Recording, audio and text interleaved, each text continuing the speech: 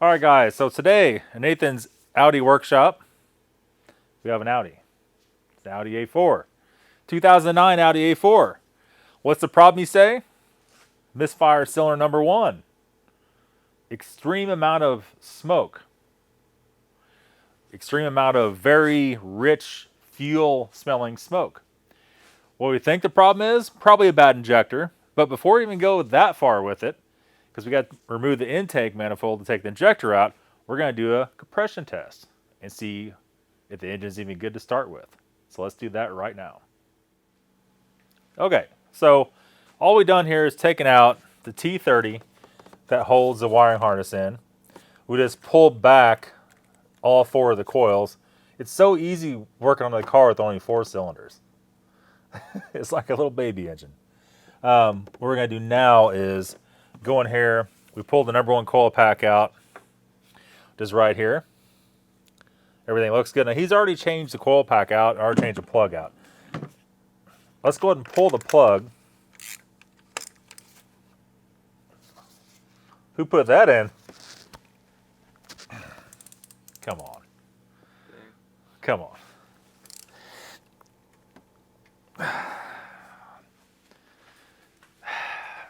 Come on.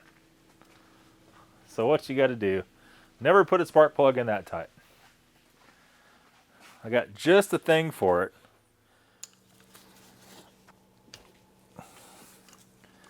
I felt like it freaking slipped.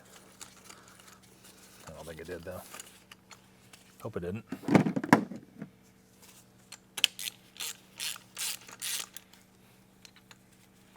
So what we're going to look for here, just look at the plug to start with, see what's going on. We're going to see fuel probably all over it.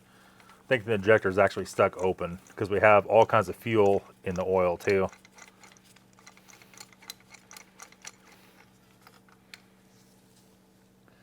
Yeah. See all the gas on it? Auto light. Come on. Oh yeah. Yeah. It's brand new, but that's probably not the problem. Now, I don't know the sequence they did stuff here.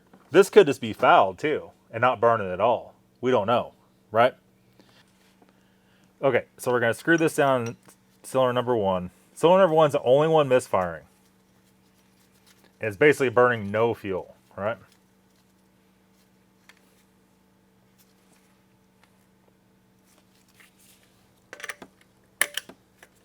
So, put the gauge right at the camera. What we're going to do, you want to get in and crank it for a second. It's a little easier for you to get in because you're, well, he's skinnier than I am. All right, so we got Philip the cameraman in the car. Go ahead and crank it. Let's see what we got. Good? We got about 170 on the dot. All right, cylinder number 2, go ahead and hit it. Okay. I can see it blowing fuel out of number 1 as you're cranking it because this is open. All right, go ahead and hit number 3. Go ahead and crank it.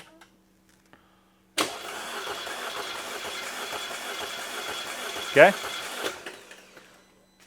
So far, all 3's at 170. All right, go ahead and crank it. Okay. Well, about 180, I would say. So it's all totally good to go. Definitely gonna need some injectors. Number 1 is just pouring fuel. Number 2, it's not exactly a prize either. So the thing we don't know here is it has a stage 2 tune on it. He didn't know if it had aftermarket injectors. Dun, dun. So we're gonna have to figure out what the hell is going on. So that's what we're going to do next. Okay, so I'll leave it zoomed in about right there. Philip's not here today, so we got to put the camera on the tripod. So we're not going to get quite as in there of a shot. We're going to start off by doing a few things here. But just thinking about this, before we even start this, we need to hook the battery. We do not want that pump, fuel pump, to prime while we're doing this. All right, so grabbed a handful of tools. Probably didn't get near enough. We'll go back get some more. We got the battery unhooked because why wouldn't we, right?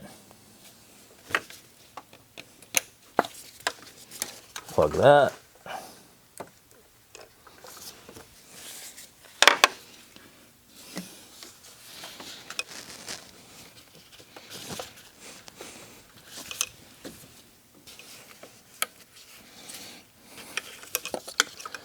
Plug that. So he has aftermarket boost controller. Let's just, damn, ECS junk on there. We'll kind of put that off to the side. Let's put that even further to the side so they don't get crunched or anything.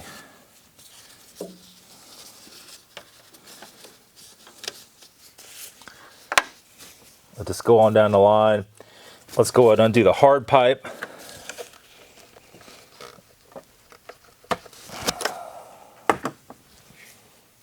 You guys say, well, you made that look easy. Yeah. Same as BMW. I've done about 2,000 of them. I know exactly what not to do on that. Let's go ahead and undo the boost pipe. The clamp's in a real bad spot. That's bigger than a 10 mil. Standard or something funky. Shouldn't be, but it is. Grab a 12 and a 13.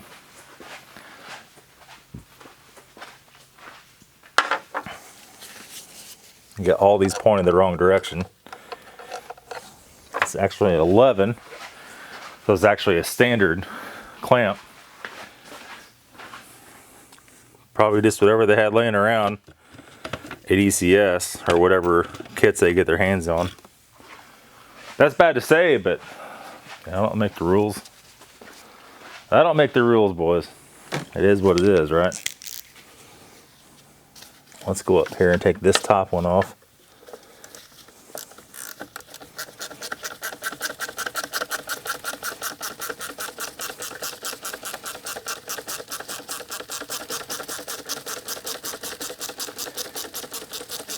Getting loose. And these are hard pipes all the way down. So let's see if I can push it off. If I can't, we're probably going to have to loosen the second clamp up and slip it down.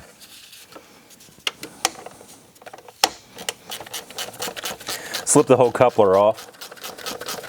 So this car is stage 2. So stage 2 ECS tuning tune is ECU flash, intercooler piping, because the factory piping will expand under more boost.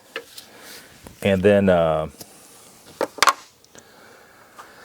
downpipe, however, it's catless downpipe or what it was, but it's downpipe.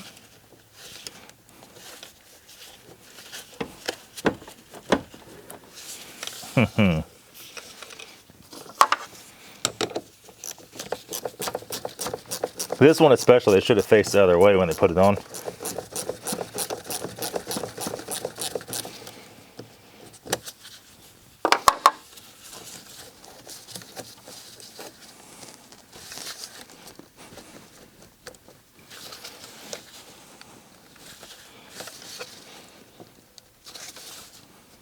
Not these T-clamps that came with the ECS kit.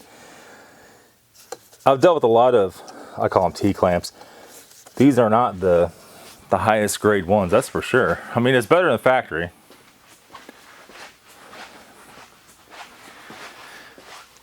But without knowing how much the kit was, if it was like a very budget kit, you know, you're gonna expect budget prices. But knowing ECS, it was insanely expensive. And it was not as good quality as one might think. Push that coupler off there very gingerly.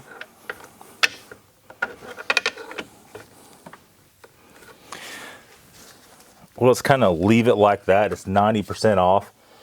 I want to go up in here and we're going to take this off to start. We might have to take all that stuff off. We've got a bunch of plugins down here. Got to get some different lights or something here. Okay. So we just pulled, got our little ratchet here. Pull that bracket off. Let's go ahead and pull, there's two T30s right here.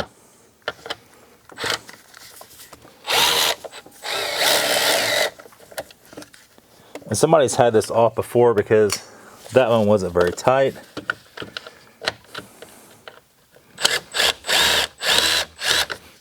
Actually, first time I ever used this ratchet. It's not too bad. That's the new Makita 12 volt, 1/4 inch and 3/8 inch drive. And so we're just gonna try to separate all this stuff off of here. We're gonna be ever so careful. Anything we take off here, not to break any of the nipples off or not to do any kind of damage, because if it's like any other German car, a lot of stuff with this miles, 120K, is brittle as glass. We're just gonna take out.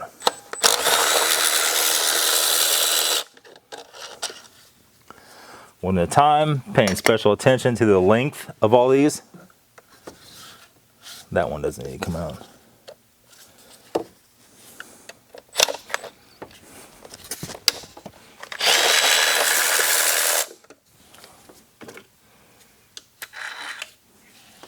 It's a 4-hour job, they say. And we're 5 minutes in and we're making some progress.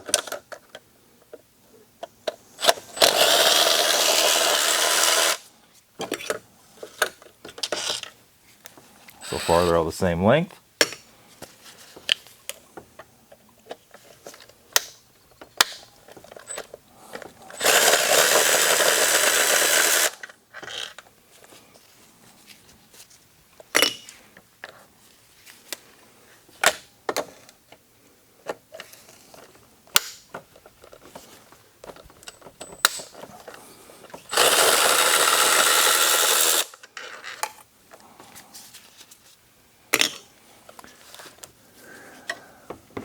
Pretty much it up there. And then when you get a 10, what we got here? We got one 10 mil on the bottom, one Torx, another Torx, and another 10 mil. I might have to go to, yeah, see, that's where we're gonna have the problem at.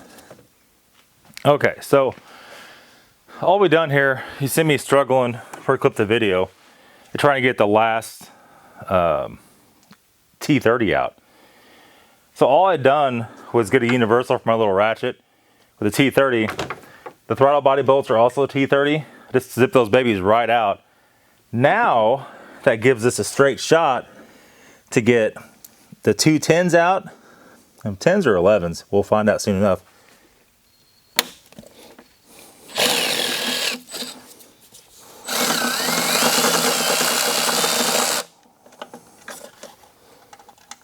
That, and we see also that our throttle body gaskets coming off. Let's take it off, throw it up there.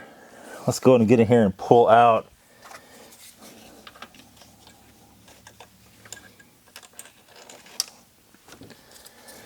then we'll take off. And then let me see, we got a 10 mil for a ratchet up here. We'll go ahead and zip those off.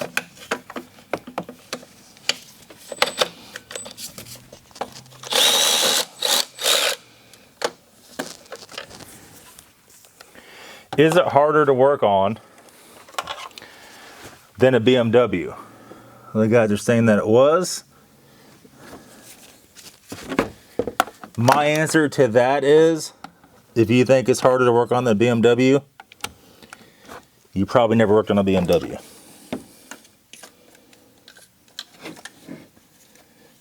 Because this is 100% not harder than that. We'll have to get that whenever we get that off of there. This is like a little toy car compared to that.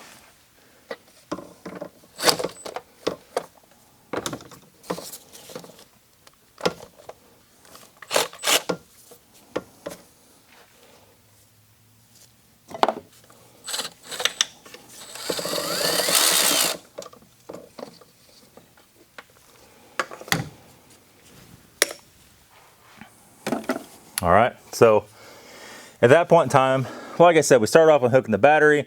That's on hook. We have a bracket.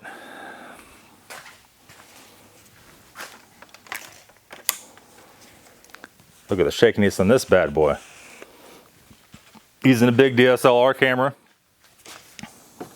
We pull out all the bolts to it.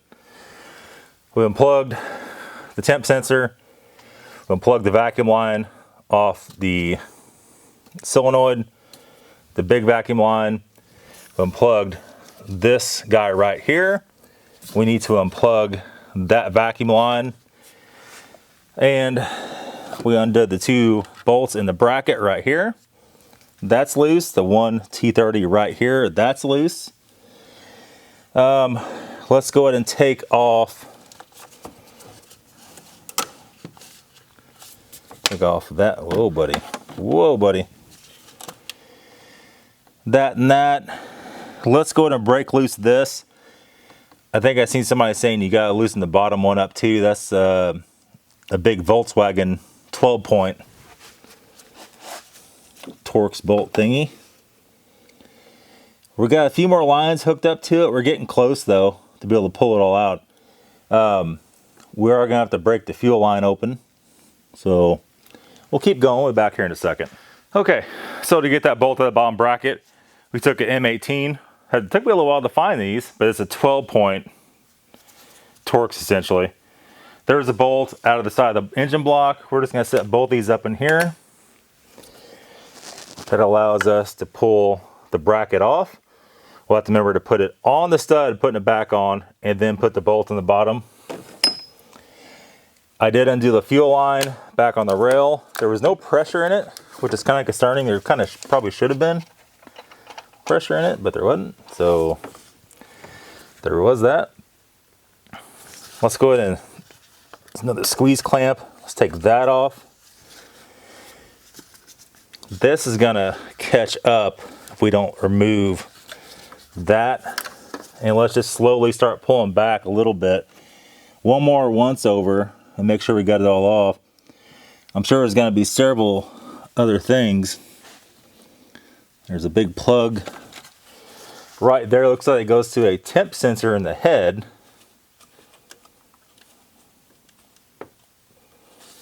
We might be able to pull the intake manifold back a little bit before we even take that out. Yeah. Like I said, you gotta take the oil filter off. If we do, we gotta change it anyway, so I guess it really doesn't make any damn difference, does it? Let me grab a little something for that. Using our Walmart pliers here. Crazy tight. Why wouldn't it be, right?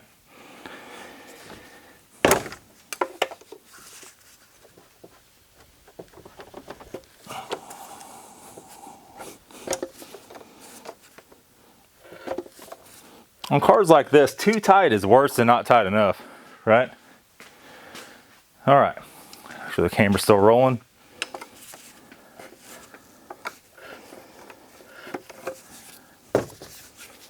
Grab that. Will it run back down in there without flooding everything?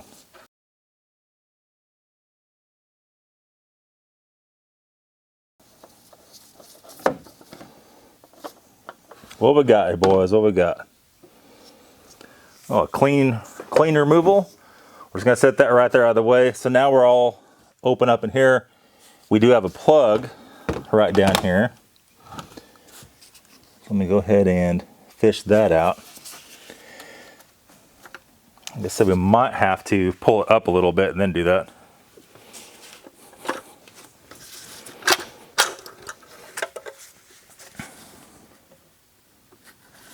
Where's your little screwdriver at?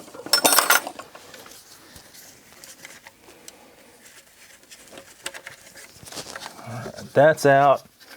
As we're coming up and out, let's take a look here.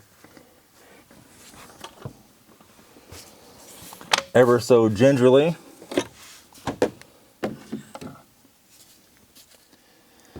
The valves are pretty crispy, full of carbon. They're not like insanely bad. But here's our fuel injectors. We're gonna have to get this complete. Uh-oh.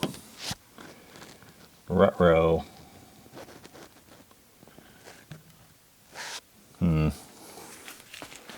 Hope that's not what I think it is. Let me fight this plug. We'll be right back. Okay. So all we did here was just chase all the wires, get the harness just unplugged from the bottom of this. Now up here, there's one little vacuum line that's clamped, like mechanically clamped on. Maybe they could just unsnap this actually. Yeah.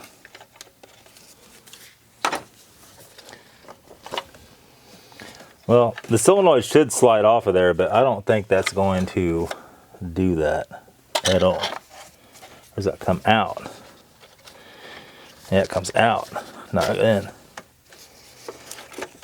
So there's that. So does that give us an option to, there we go, unclamp that. Otherwise you have to cut this little clamp. I didn't really want to cut that. Put that up here. Our intake is totally out. Our injectors, everything's in it. Let's go to the workbench and see what we got.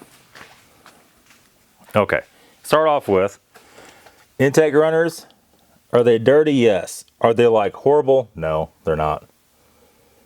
They're a little bit grimy. I don't know if you can even see with this lens or not. They're a little grimy. They're not really that bad at all. Let's go over here. This place is getting to be a mess. Got these shop cleanup one of these days. Go over here. You can see the little butterflies are just a little bit crusty. It's dripping too. Here's our fuel injectors right here. We'll have to get numbers off of those to make sure that those are OEM. 0261 500 162. We'll take a picture of that. 99% sure they are, but look at the tips of the injectors, how nasty they are. I mean, it's probably very normal for that many miles. And that's it. Tiny little baby intake. Really not that big of a deal at all, as long as you can get all the little wiring stuff off. We're in it, I would say 35 minutes at this point in time. And we broke the fuel line back here, cracked it loose real slow. There was no pressure on the high pressure line. That's probably not good, but is it bad? I don't know. You look at everything else in here. Bosch injectors for this car are like $189. That's with all the OEM seals and all the stuff. That's pretty much going to be it, guys. I mean, Misfire cylinder 1, relentless Misfire cylinder 1. A 10-second recap. Replace the coil pack, replace the spark plug, no change at all. Fueling horribly at the exhaust, burning whitish blue, black smoke. Smell like just straight gas coming out the exhaust pipe. You have fuel leaking out all of the seams in the pipe where it's not totally sealed. There's fuel dripping out of the pipe. And that's it. Stuck open fuel injector, I believe is what we're going to find. We got to order these. That's all for today's video, guys. Misfire code for Audi 2.0 T TFSI. Thanks for watching.